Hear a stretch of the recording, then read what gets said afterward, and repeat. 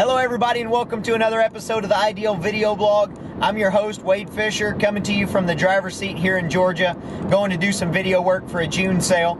Just wanted to take this opportunity to thank everybody for the previous comments and likes that I've had on the last blog post. It's been very humbling to see how many people are interested in watching those videos, especially the video last week from Sexing Technologies. Guys, that just, I can't express how much that means to me that everybody's watching the videos, and I hope you're getting something out of them and learning something by seeing this. This week, I'd like to introduce a co-host that I'm very happy to have on the show, somebody I've been wanting to get on the show from the beginning. Doak Lambert happened to be in the area for his son DP's championship lacrosse game. And congratulations to the Coppell Cowboys for winning the state championship in lacrosse. An interesting game that is, and what a fun time that was for Blaine and I. But this week, Doak sat down with us to talk a little bit about how he got into the auction business, about who his influences are here in the auction business, as well as some tips and pointers that he sees from the many, many ranches that he's been to and the things that he's seen along the way. So without further ado, here's an interview with Doak Lambert. Just glad that you could make it. It's great to be here. Got a couple of questions for you here. The main one is, how did you get into the auction business? Well, it's an interesting story. I didn't really pick the auction business. The auction business kind of picked me.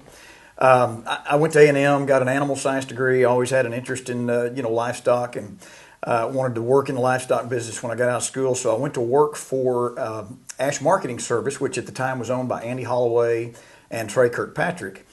They hired me right out of A&M, kind of hired me to be their field guy, not a regional field guy. I was the national field guy. I mean, we were covering the whole country. We'd be in Indiana one day, and we'd have a sale a couple of days later in Colorado, and then we'd be back in Texas. But working for them, you always get in these situations from time to time, and we had a sale in Evansville, Indiana.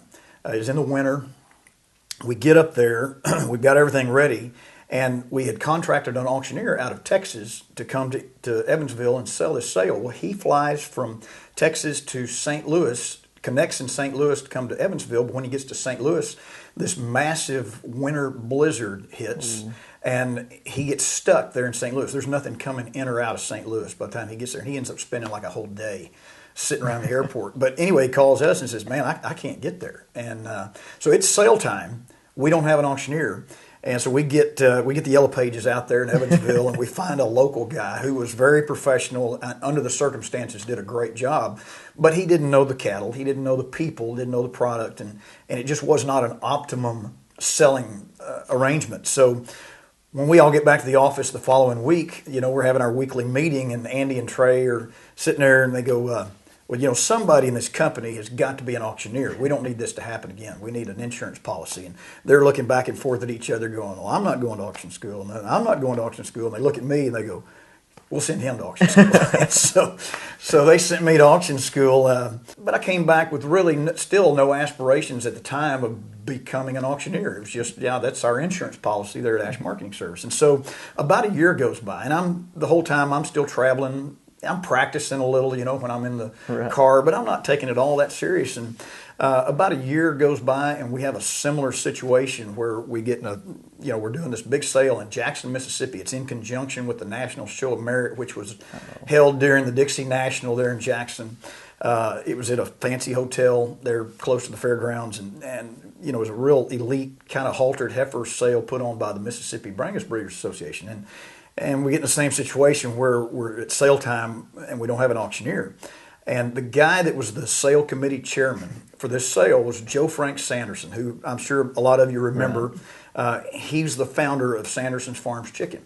Great Southern gentleman, had a tremendous herd of Brangus cattle over there in Mississippi.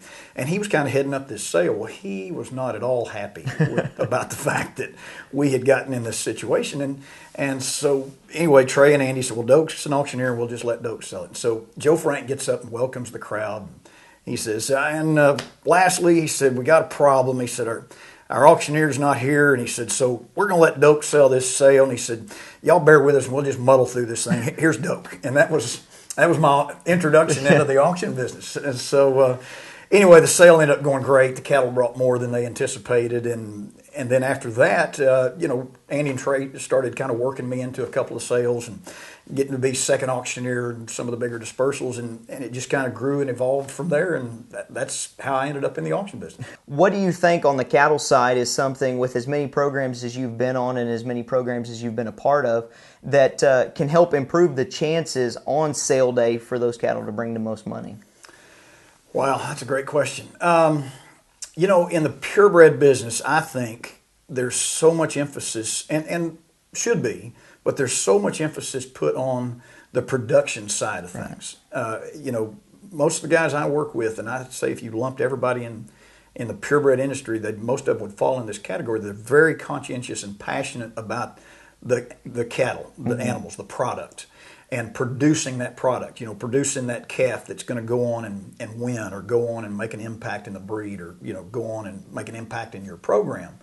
And everybody is so production oriented, which is a good thing, but right. I think we have got to get breeders thinking more along the lines of marketing as well, 365 days a year. Exactly. Really, nothing happens until you sell something. So right. You can produce the best product out there, but if you can't sell it because nobody knows who you are, or you haven't done a good job marketing, then you really haven't accomplished anything. So I think the biggest room for improvement probably in most purebred operations is the marketing aspect. They need to be marketing 365 days a year and doing it well, just like they are doing a great job of producing this superior genetic product. They got to do the same great job of marketing that great product all year round, so that when they do get ready to have an auction, on auction day, the table is set. Right. And then we can have an auction that you can build a lot of momentum around to make those animals bring the most that they can bring. You got to have both. You got to have the production. You got to have the marketing. Right. It's funny you bring that up. That's one thing, and everybody knows that's something we're going to talk about more and more in the future, is the different ways that you can market there on a daily basis. And I think that is the important, and probably you're exactly right, the most important thing that a guy can do. Hey everybody, this is where we're going to cut it short with Doak for today. This is part one of a two-part series. Be looking for part two to come out tomorrow. And also, hey, leave me some comments. Like to hear what you think of the blog. You can do that on Facebook, facebook.com/Ideal Video Productions. On the blog itself, which is idealvideo.co. or on the YouTube channel, which is Ideal Video Pro. I'd like to hear what you think about the blog as a whole, what you'd like to see coming up on future episodes. Thanks for watching. We'll have you back here pretty soon on the Ideal Video blog.